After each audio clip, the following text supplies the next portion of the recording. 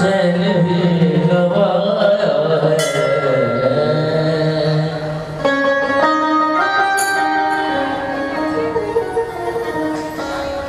हमने ब्रज के ग्वाले से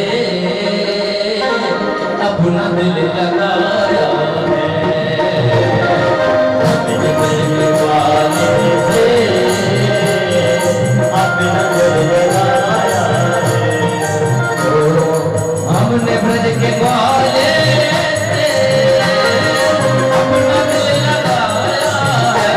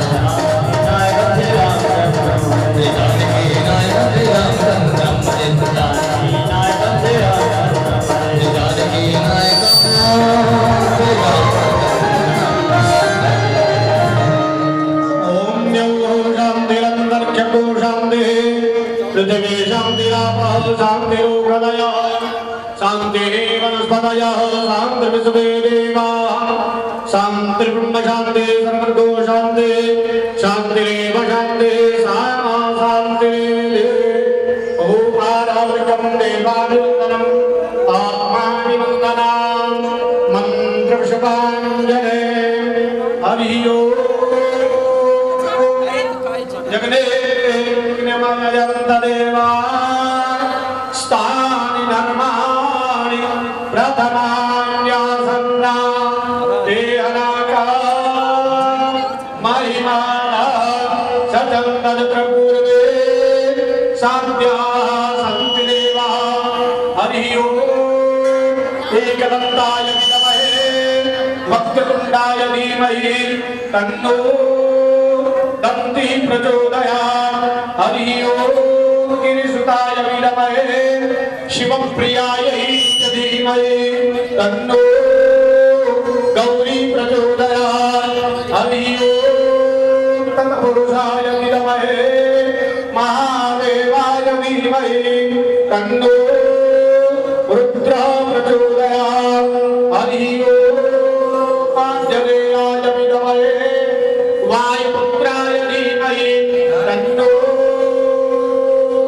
हनुमत् प्रचोदयात् नानासुगन्धपुष्पाणि यथाकारो भवानि च पुष्पाञ्जलिर्मया दत्तक्रियाणां परमेश्वर ॐ भूर्भुवः स्वः भगवते शिवमहापुराणाय नमः पुराणपुरुषोत्तमामन्त्रपुष्पाञ्जलिं समर्पयामि विश्वनाथ भगवान की जय श्री नीलकंठ महादेव की जय राधा गोविंद भगवान की श्री सीतारामचंद्र भगवान की।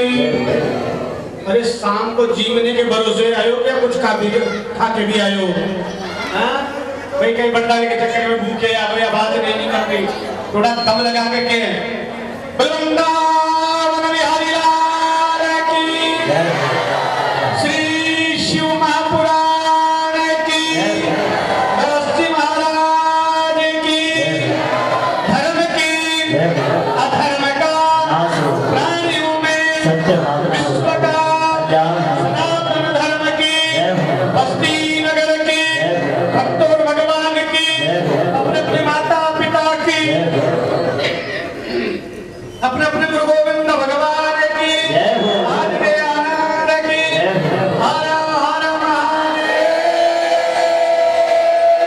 नमः पार्वती पतये हर हर हर काल हर कष्ट हर दुख हर दारिद्र्य हर सबकी मनोकामना पूर्ण कर नमः पार्वती पतये।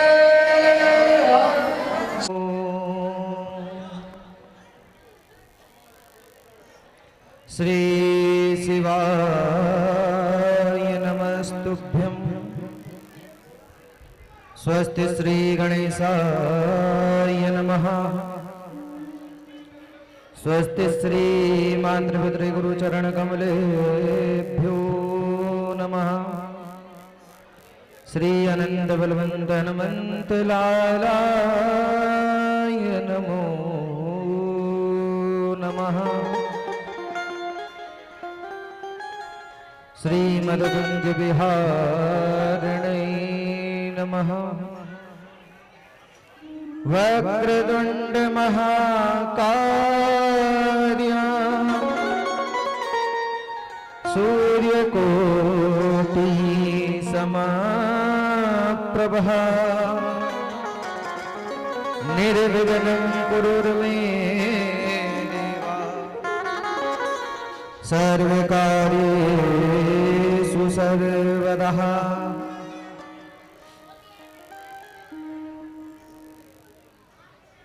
चन्द्रोदभासितमूर्धजं सुरपतिं पीयूषपात्रं महा दस्ताब्जेन्द्रदन्तसुप्रदिव्यममलं हस्यासुपङ्केरुहम् सूर्येन्दुग्निविलोचनं करतलैपासाक्षसूत्रं कुशः भोजं विपरीतमक्षयं पशुपतिं मृत्युञ्जयं तं स्मरे अनंतकोटि अनंत बलवंत हनुमंत लालाय नमो नमः। मनोजवं मारुततुल्यवेगं जितेन्द्रियं बुद्धिमतां वरिष्ठं वातात्मजं वानरयुद्धमुख्यं श्रीरामदूतं शरणं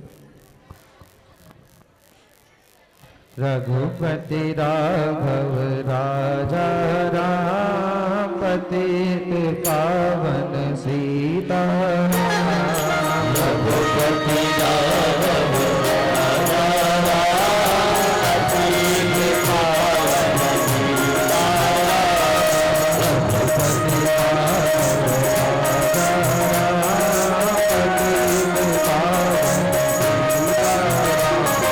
रघुपति राघव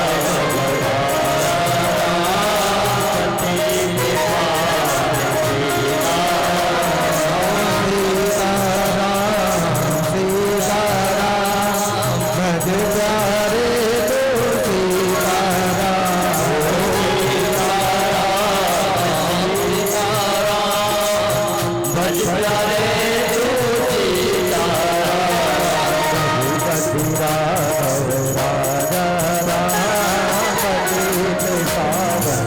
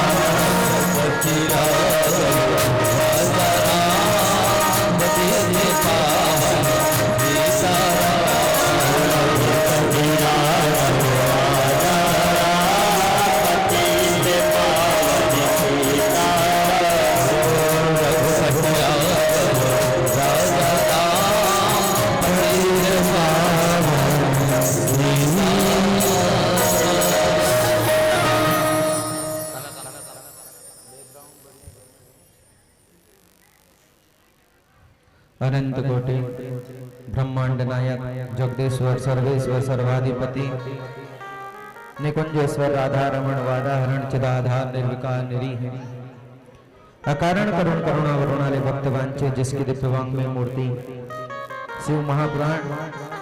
आइए अंतिम दिवस की प्रातकालीन वेला में हम सभी यहाँ एकत्रित हुए हैं। क्यों ना बड़े भक्ति भाव श्रद्धा के साथ आज की कथा को हम श्रवण करें। दूर दूर से पधारे हुए हमारे संत जन, भक्त जन, विप्रजन, श्रद्धजन अथवा आनंद स्वरूपा माता बहने जिनके हृदय में विराजमान मेरे ठाकुर जी के चरणों में सादर प्रणाम। हमारे मंदिर के आचार्य देवता ब्राह्मण देवता के भी चरणों में सादर प्रणाम। वसंत पंडित जी के भी चरणों में प्रणाम। और यत्र तत्र जो इधर उधर भटक रहे हैं उनको भी मेरा बहुत बहुत धन्यवाद। कृपया शांति बनाए रखना। हर हर महादेव, हर हर महादेव, हर हर महादेव, हर हर महादेव।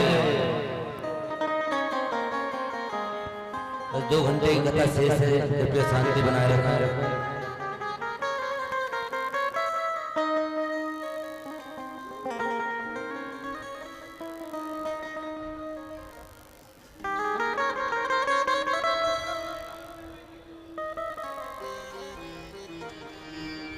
हर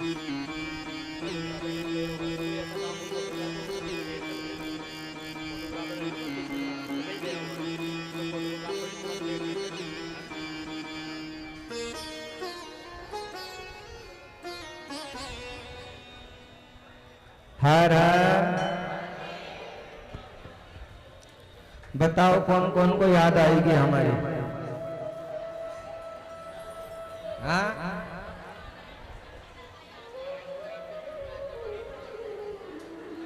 करोगे याद? हाँ, ऐसा तो नहीं कि भूल जाओगे। अब कई लोग तो सोचेंगे कि अच्छा करे कथा, जब देखो जब हर हर महादेव, हर हर महादेव, हर हर महादेव। हाँ, बोलो कौन कौन याद करोगे? भूल तो नहीं जाओगे? क्या भूल जाओगे?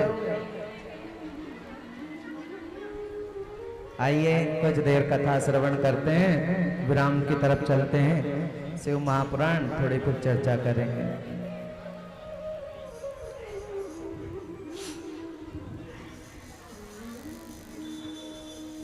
आप लोगों के लिए बड़ी ही विशेष सूचना,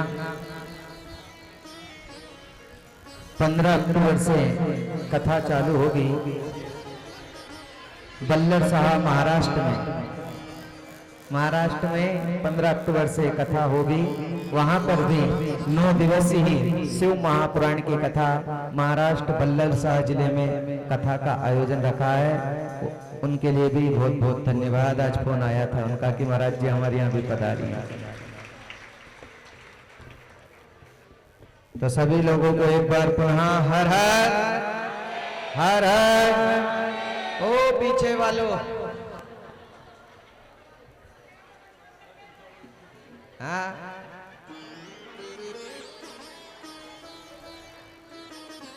आज और कल लेन देव चाची। हर हर महादेव।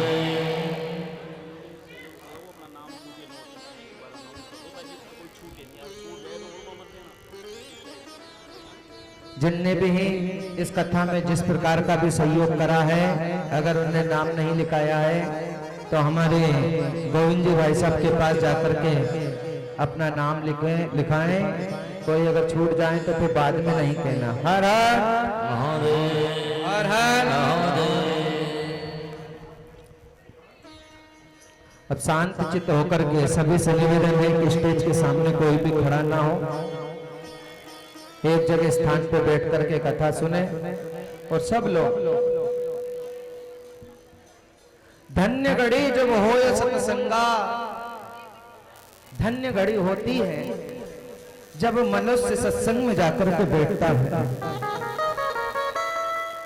वो जीवन का सबसे कीमती समय बीतता है जब वो कहीं भागवत कथा सुनता हो या राम कथा सुनता हो या फिर वो शिव की कथा सुनता हो।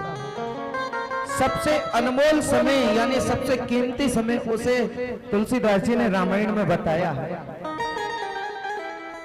जीवन तो रोज ही बीत रहा है और ये इतना अनमोल समय है कि एक सेकंड जो चला गया, जैसे अब जो समय जा रहा है पुनः वापस वो लौट करके आने वाला नहीं है। चाहे लाख प्रयत्न करना तब भी अब वो दिन आने वाले नहीं है।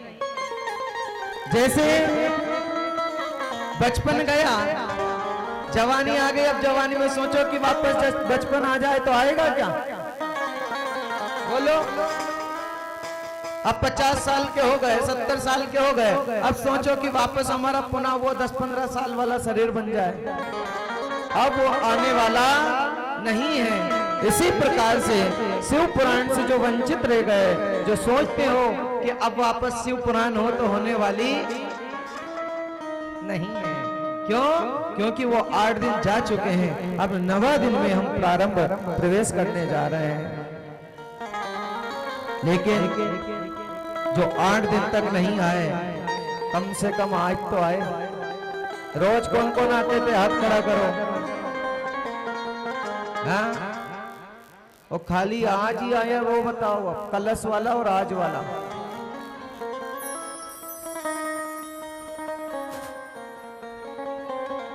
हाँ माता जी आज ही आई। अच्छा अच्छा, चलो भगवान आपका फिर भी भला करे। हर हर हर हर हर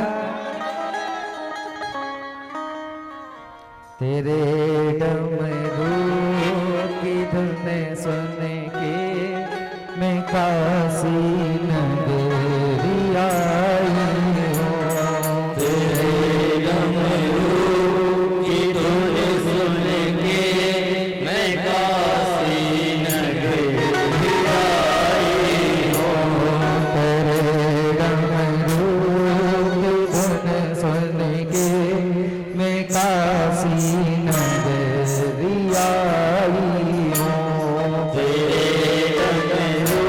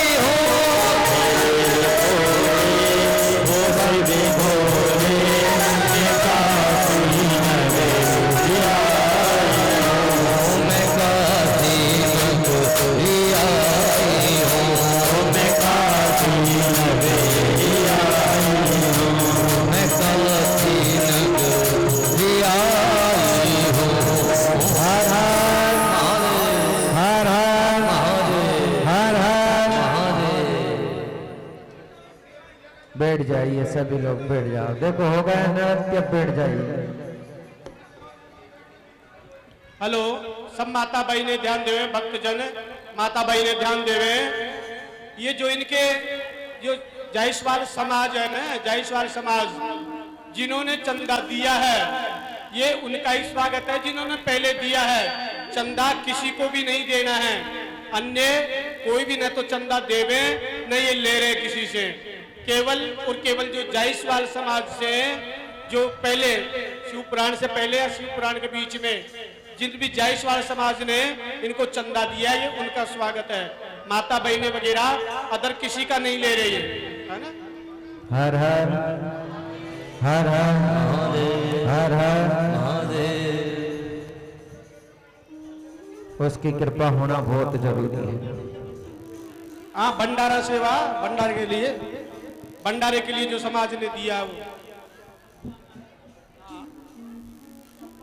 सिर्फ आधा घंटा कथा हो जाए, ज्यादा नहीं, सिर्फ आधा घंटा। हर हर महादेव, जोर से हो जाए एक बार जो जयकार। हर हर हर हर महादेव, हर हर महादेव।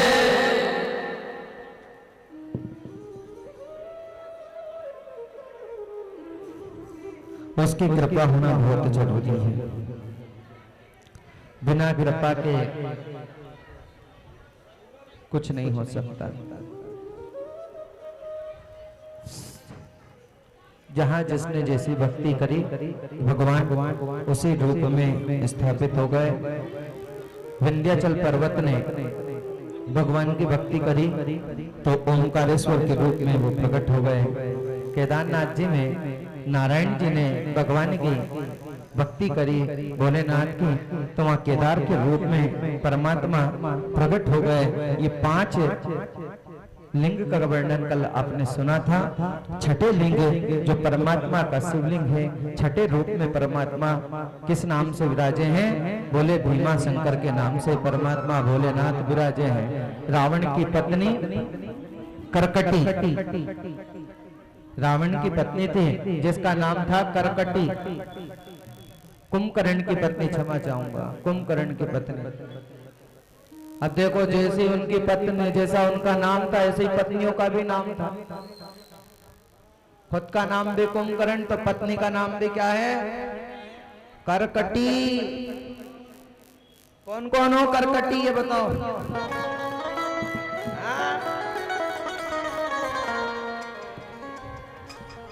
बोले नहीं प्रभु महाराज जी, हम तो परमात्मा के भगत हैं, हम तो हमारे पतियों से लड़े भी ना, झगड़े भी ना, है ना, हमारे सासू से लड़े ना, हमारी बहुओं से लड़े। हम तो कौशल्या हैं, कौशल्या। क्या है? एक जगह ऐसे ही कथा चल रही थी तो एक माता जी तो खड़ी हो गई, बोले बिल्कुल पक्का करकटी झूम है तो गुरु जी। मेरा नाम ही करकटी जैसा ही है, पूरा काम ही मेरा ऐसा है। तो कुंभकर्ण की पत्नी करकटी, और करकटी का एक पुत्र हुआ भीम। जब उसे मालूम हुआ कि राम ने, नारायण ने राम का अवतार लेकर के मेरे पिता इनका सर्वनाश उनका मार दिया है, तो क्या करना चाहिए? तुरंत ही भीम ने नारायण से दुश्मनी मोल ले ली। नारायण ने भोलेनाथ का ध्यान करा और भोलेनाथ आए, भीम का उद्धार करके परमात्मा भीमा शंकर बन गए। महाराज क्या बन गए? हर हर हर हर। काशी में भगवान क्यों विराजमान है? बताया गया है, मथुरा, वृंदावन, गोवर्धन, बरसाना, नंदगांव इत्यादि में अगर कहीं जन्म हो जाए तो बड़े पुण्य की बात होती है। पर लेकिन किसी कारणवश काशी में अगर कोई व्यक्ति मर जाए, चाहे वो पापी हो, जीव हो, कैसा भी हो, 84 लाख योनि में अगर काशी में वो मर जाता है तो डायरेक्ट ही भगवान के धाम भोलेनाथ के धाम को चला जाता है। काशी की मुक्ति होती है।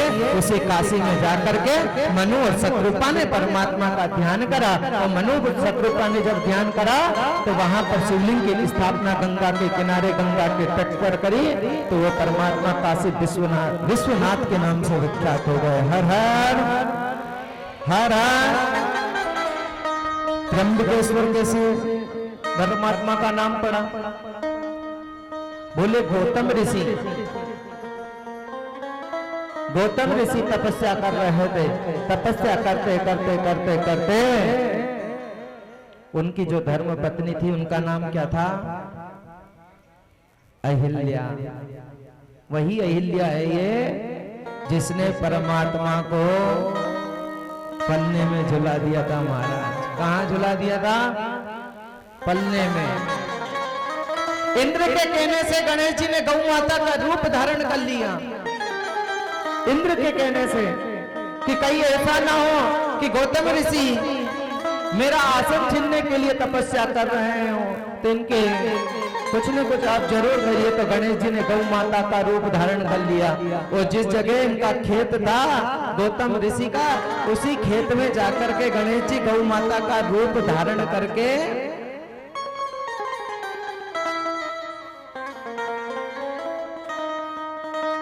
गौ माता का रूप धारण करके चल रहे थे। अब गौतम जी ने तो एक छोटा सा तिरकला उठाया था उसे भगाने के लिए। उस तिरकले को ने जैसे ही गौ माता को स्पर्श करा कि वो गौ माता मर गई महाराज।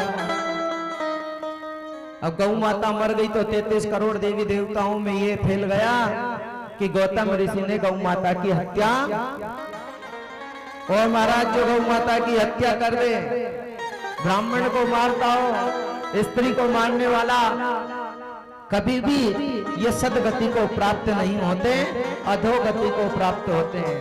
कैसे होते हैं? अधोगति को। अच्छा, हम गौ माता को कब याद करते हैं बताओ? श्राद्ध के दिनों में। और नहीं तो इतना बड़ा लट लेके रखे ऐसे तो 12 महीने हम रखते हैं। जैसे याद देवी पे दांत तोड़ दे वाकई पूरे। और श्राद्धों में ढूंढते फिरे गौ माता को महाराज। हाँ, बोलो गौ माता को रोज रोटी कौन कौन देता है? हाँ, उसमें थोड़ा गुड़ रख करके रोटी दिया करो। और भोलेनाथ की ऐसी कृपा हुई कि गौतम ऋषि अब अशांत रहने लगे कि मैंने गौ माता को नहीं मारा। जब भी मुझे गौ हत्या का दोष लग रहा है तो क्या करें? ब्रह्मा विष्णु महेश तीनों की स्थापना छोटे रूप में शिवलिंग बना करके छोटे रूप में पूजा करना चालू कर दी। अभिषेक किया, तर्पण किया, रुद्राष्टकाध्याय से नमक चमक इत्यादि लघु रूप से उनका रोज अभिषेक होता था। महाराज भगवान की ऐसी कृपा हुई कि तीनों देव एक साथ प्रकट हो गए वहां पर। तभी से वो त्र्यंबकेश्वर हो गए महाराज। बोलिए त्र्यंबकेश्वर भगवान श्री शिवाय नमस्तुभ्यं।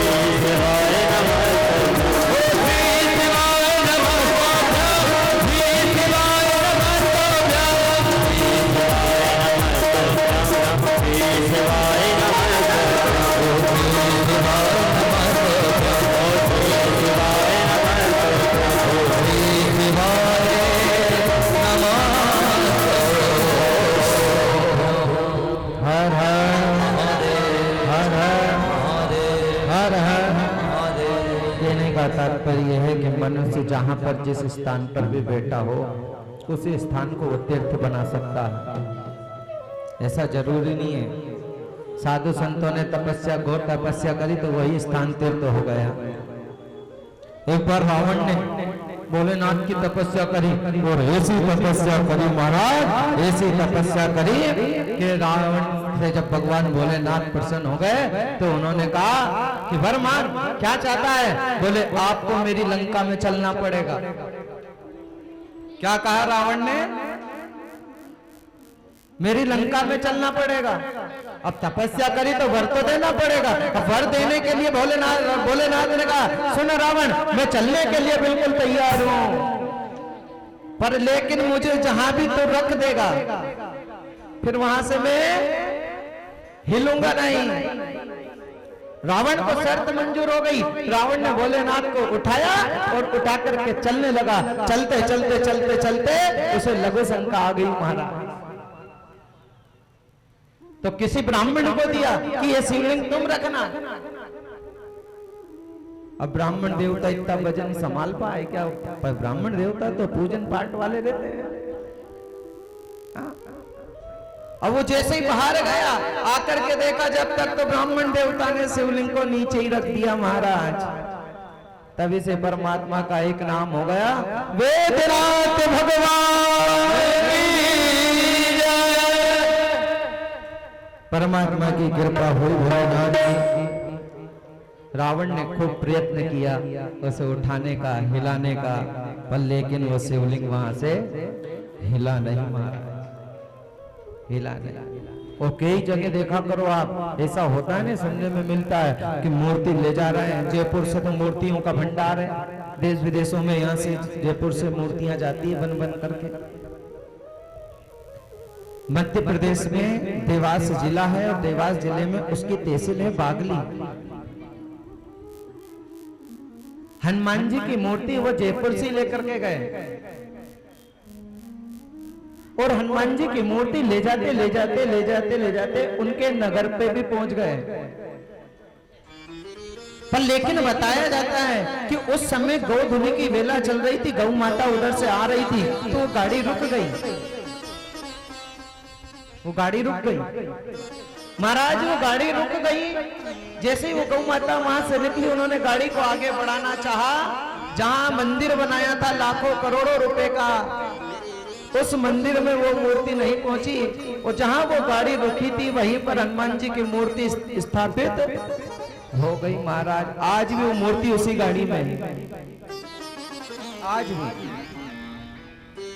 कहीं न कहीं योग रहता है। परमात्मा का जहां इच्छा हो वहीं वो विराजमान होते हैं। राधा रमन ने सोचा कि मेरा मंदिर यहीं बनना चाहिए, तो बन गया, आस्था का केंद्र बिंदु है। अब इसी में अगर हम 12 ज्योतिर्लिंग के भी अगर दर्शन करेंगे तो हो जाएंगे महाराज, हाँ हो जाएंगे। और नहीं तो आप रामेश्वर क्या कहीं भी चले जाना, कहीं भी, केदारनाथ, बद्रीनाथ, अमरनाथ, गंगोत्री, जमुनोत्री, पूरे चारों धामों में घूमते हैं ना, तब भी भगवान की प्राप्ति होने वाली। बताओ, गंगा जी जाते हैं ना, जाते हैं ना गंगा जी, कि चलो भैया गंगा गंगा गंगा गंगा गंगा। गंगा क्यों गए? कुछ आदत को छोड़ने के लिए। हमारे अंदर जो बुरी आदतें बैठी हैं, जिनको हमने पाल रखा है, उन्हें हम छोड़ने के लिए गए कि सिर्फ स्नान करने के लिए गए थे? बताओ, स्नान तो हम हमारे घर भी रोज करते हैं, करते हैं कि नहीं? बोलो, अगर स्नान ही करना था तो घर कर लेते। लेकिन जब हम कोई से तीर्थ में गए, कोई से भी धाम में गए, तो एक ऐसी आदत वहां छोड़ करके आओ महाराज। और छोड़ने के आने के बाद वापस उसे अपनाना नहीं है। हर हर हर हर हर हर।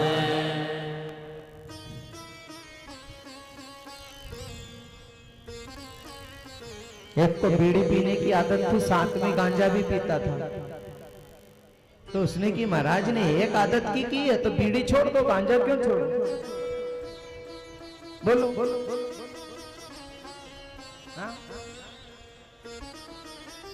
कैसे क्या होगा बताया गया। मनुष्य जीवन में आस्था, धर्म, केंद्र बिंदु ये सब हमें बना करके रखना चाहिए।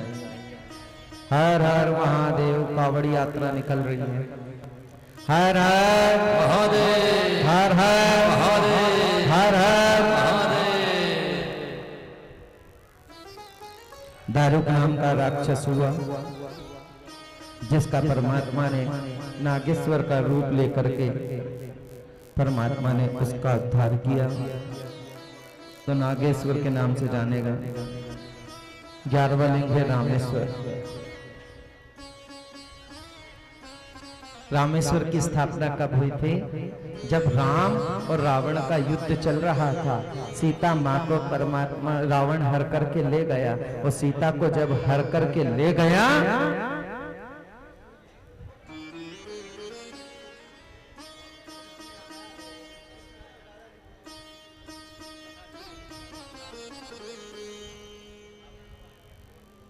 बता दिया।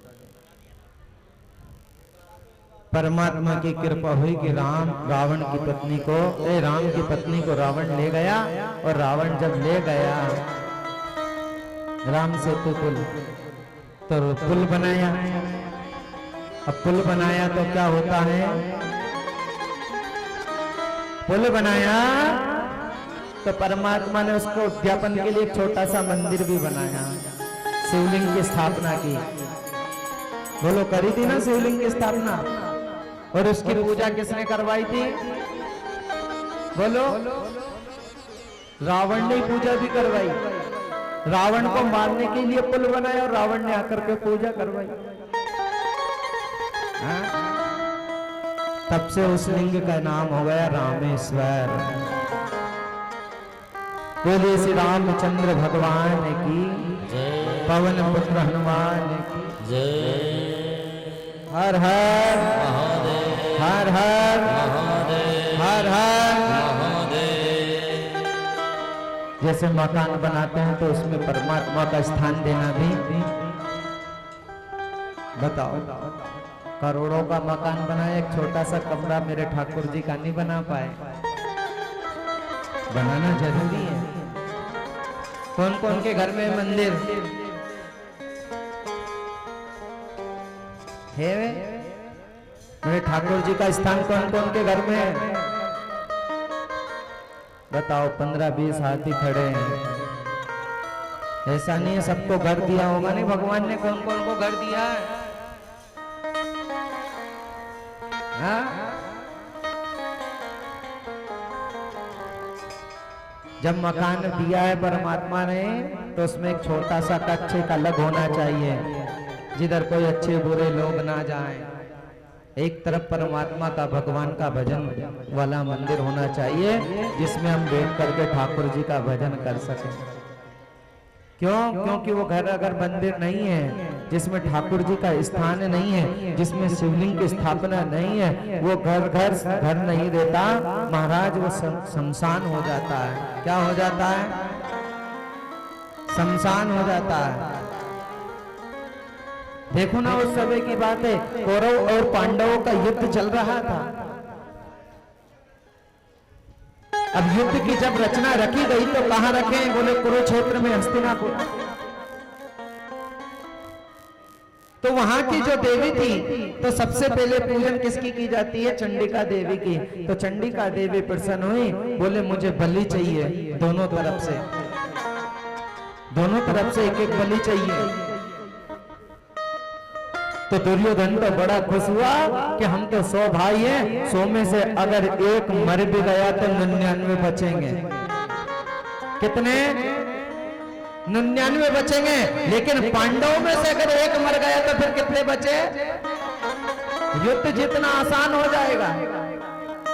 तो अर्जुन तो कह रहा भगवान कृष्ण से मेरी बलि चढ़ा दो, नकुल सहदेव कह रहे हैं मेरी बलि चढ़ा दो, भीम कह रहा मेरी बलि चढ़ा दो, और युधिष्ठिर कह रहा है मेरी बलि चढ़ा दो।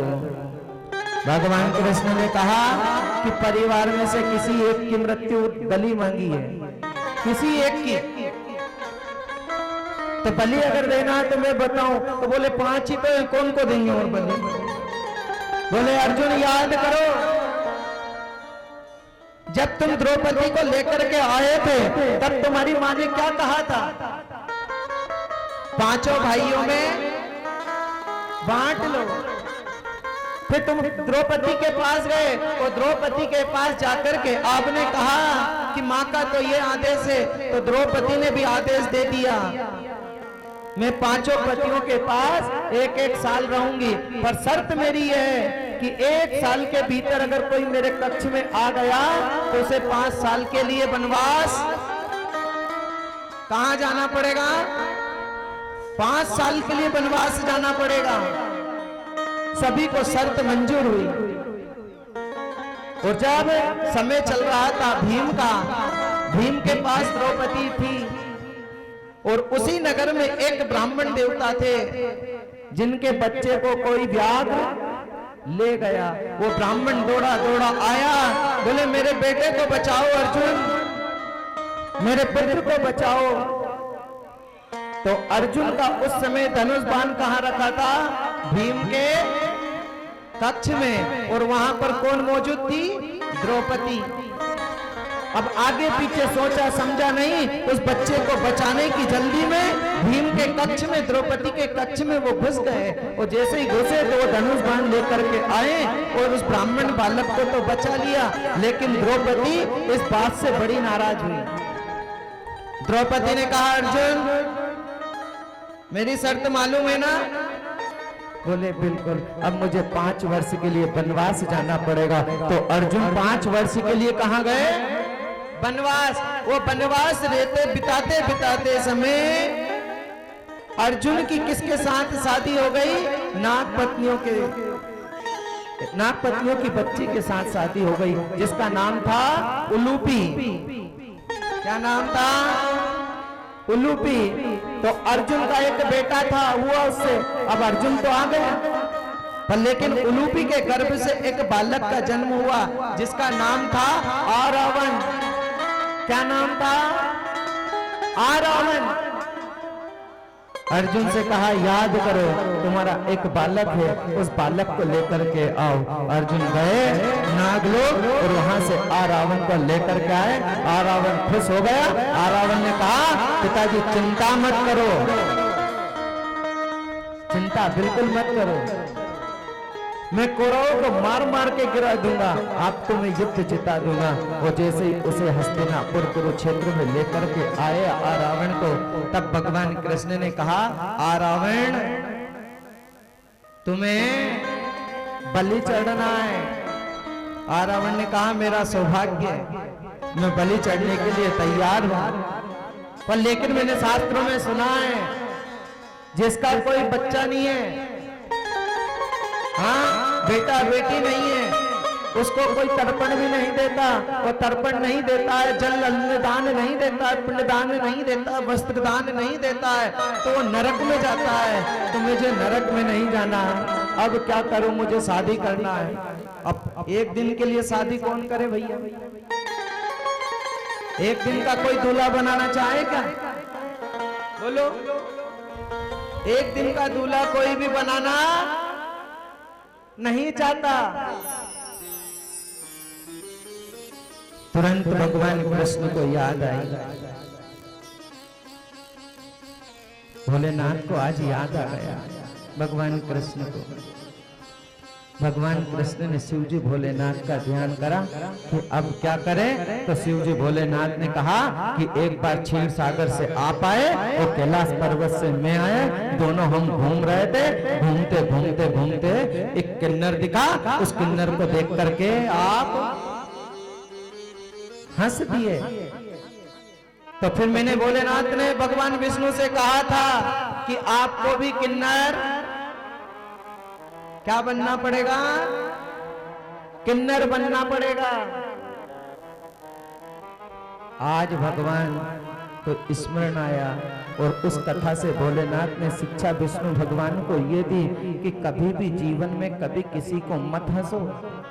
कोई लूला है, लंगड़ा है, अंधा है, बेरा है, काला है, गोरा है, ठिकना है कि नीचा है, कैसा भी हो, उसके शरीर को कभी मत हंसो। कोई अगर दरिद्र है तो उसे मत हंसो, ये हमारी शिव पुराण की कथा कहती है। कोई अंधा है तो उसे मत हंसो, उसका उपहास मत उड़ाइए, उसे भोगना पड़ता है। भगवान हंसे विष्णु भगवान, तो आज भगवान को भी किन्नर एक रात के लिए बनना पड़ा महाराज। और आज वही जो हमारे हिंदुस्तान में या जहां कहीं भी किन्नर है तो वो भी शादी करते हैं महाराज, एक दिन के लिए, एक दिन की शादी होती है। वो रावण को ही अपना पति मानते हैं किन्नर लोग। भगवान को भी बनना पड़ा और रावण के साथ रात्रि बिताई महाराज। दूसरे दिन रावण को बलि दी गई, बलि से चढ़ाया गया। कहने का तात्पर्य क्या है, जीवन में अगर मकान बनाया है या कुछ भी बनाया, फैक्ट्री बनाई, तो उसमें ठाकुर जी का स्थान होना बहुत जरूरी है, बहुत जरूरी। और जिस मकान में परमात्मा का गुणानुवाद ना किया जाए, मान लीजिए हमने करोड़ों रुपए कमा लिए, पर लेकिन उसमें अगर ठाकुर जी का आनंद नहीं है, नाम नहीं है, तो पैसे की कोई कीमत नहीं है महाराज। आज हम मानवता को भूल चुके हैं, धीरे धीरे संबंध हमारे खराब होते चले जा रहे हैं। बहन बेटियों को हमने पूछना मना कर दिया है। हाँ?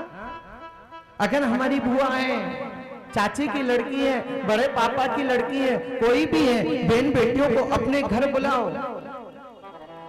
पर लेकिन हमारी माता बहनें तो अब आ गई, राखी आ गई है, ननंद आएगी, यो देनो पड़ेगा, वो देनो, पहले से ही हल्की साड़ी निकाल करके रखेगी वाह के लिए, जो खुद ना पहने वो नंद को पकड़ा दे बेचारी। अब जैसा बीज बोया वैसे ही तो मिलेगा ना। हाँ? जैसा बीज, इतना कंजूस मत बनो। एक गांव में एक सेठ था, बड़ा कंजूस, पैसा तो बहुत, पर कोई चंदा मांगने के लिए आए तो साहब पैसा नहीं है, इतना कंजूस। अब गांव वालों ने विचार करा कि चलो भैया कहां चले, बोले इस बार अपन केदारनाथ चलते हैं, सब घूमने के लिए गंगा सागर चलते हैं।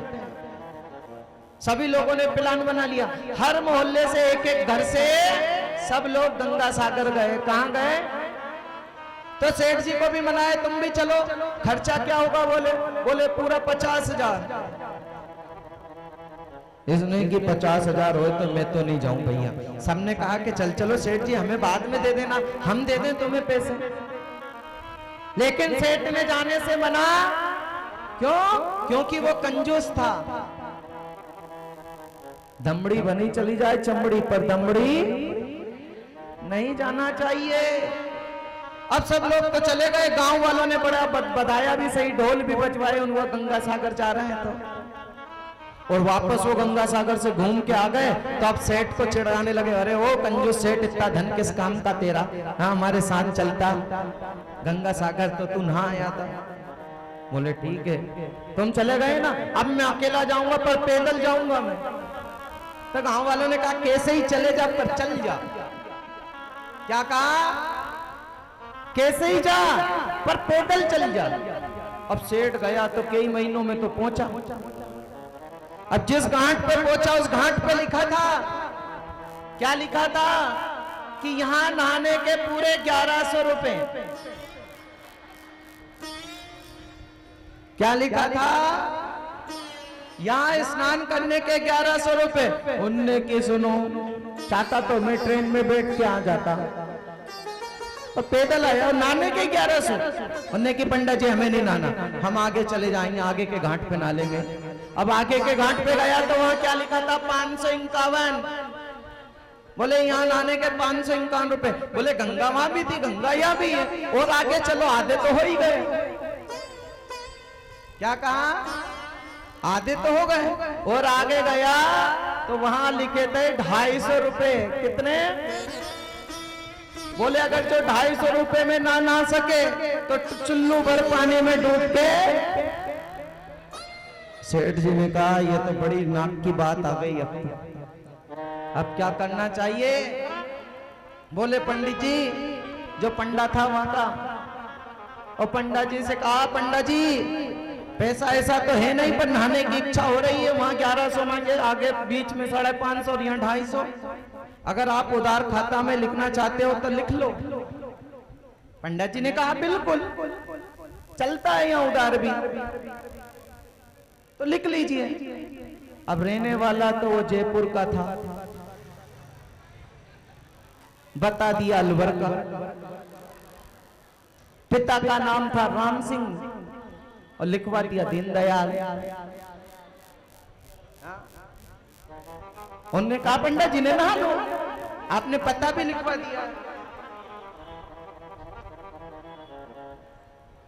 नहा लीजिए। खूब नहाए वो सेठ, इतना नहाया कि देखो तो सही, गांव वाले हम 50-50 हजार रुपए भी खर्च करके गए होंगे और वहां भी 1100 रुपए दिए होंगे, और यहाँ 1 रुपया नहीं दिया, वो भी उधार लिखवा करके खूब नहा रहा हूं मैं तो। 108 डुबकी लगी उसने। कितनी? 108 डुबकी लगा करके फिर घर गया वो। अब महाराज जब घर गया तो गांव वालों ने सोचा कि चाहे वो कंजूस सेठ है, पर अपने कहने से गंगा जी गया तो सही। तो सभी लोगों ने उसको खूब बधाया, ढोल बजाए, और सेठ जी ने कहा भैया बहुत हो गया, मुझे घर जाने दो। अब सेठ जी घर में जाकर के कुंडी लगा करके बैठे ही थे कि किसी ने कुंडी खटखटा दी। तो अपना जो लड़का था ना, छोरा, उससे कहा जा देख क्या तो कौन है। छोरा जैसे गया तो बोले कहां से आए हो? बोले गंगा सागर से पंडित जी बोल रहे हैं। छोरे ने आकर के पिताजी से कहा कि कोई गंगा सागर से पंडा आए हुए हैं। सेठ ने कहा कहीं ये मेरे पीछे पीछे तो नहीं आ गया? बोले जाकर के कह दे घर में नहीं है। लड़के ने जाकर के कह दिया घर में नहीं है। फिर 2-4 दिन बाद पंडित जी फिर आ गए, फिर कुंडी खटखटाई। बोले सेठ जी ये क्या? फिर सेठ जी ने भेजा जा छोरा देख क्या कौन है। कुंडी खोला, देखा वही पंडा। तो सेठ ने कहा जल्दी से दोनों माँ बेटे रोना चालू कर दो। क्या कहा? रोना चालू कर दो। बीच में लेट गए सेठ जी और दोनों माँ बेटे रो रहे हैं। अब ये रोए तो पड़ोसी वाले उनके आ गए कि सेठ जी के घर रो क्यों रहे हैं। अब पड़ोसी ने देखा तो है नहीं कुछ भी, और सोचा कि गए सेठ जी तो ले चलो इनको शमशान। हर हर हर हर। बैठ जाओ सब लोग,